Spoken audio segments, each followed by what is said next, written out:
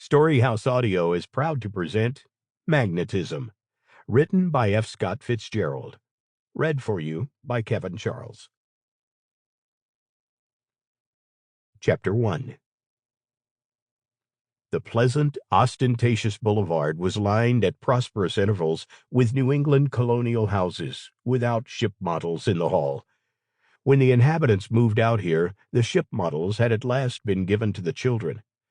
The next street was a complete exhibit of the Spanish bungalow phase of West Coast architecture, while 2 streets over, the cylindrical windows and round towers of 1897, melancholy antiques which sheltered swamis, yogis, fortune-tellers, dressmakers, dancing teachers, art academies, and chiropractors, looked down now upon brisk buses and trolley cars. A little walk around the block could, if you were feeling old that day, be a discouraging affair. On the green flanks of the modern boulevard, children with their knees marked by the red stains of the mercurochrome era played with toys with a purpose, beams that taught engineering, soldiers that taught manliness, and dolls that taught motherhood. When the dolls were so banged up that they stopped looking like real babies and began to look like dolls, the children developed affection for them. Everything in the vicinity, even the March sunlight, was new, fresh, hopeful, and thin, as you would expect in a city that had tripled its population in 15 years. Among the very few domestics in sight that morning was a handsome young maid sweeping the steps of the biggest house on the street.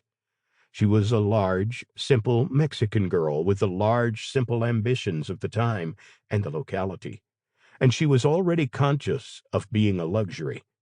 She received $100 a month in return for her personal liberty.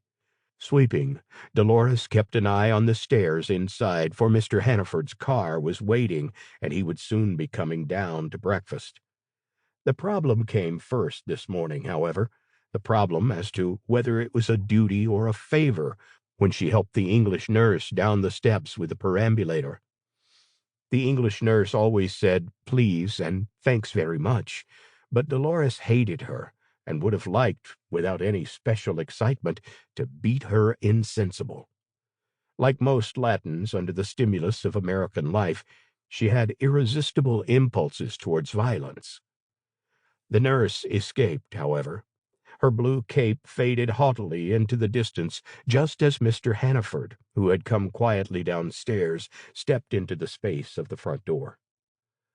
"Good morning," he smiled at Dolores. He was young and Sample complete. Ready to continue?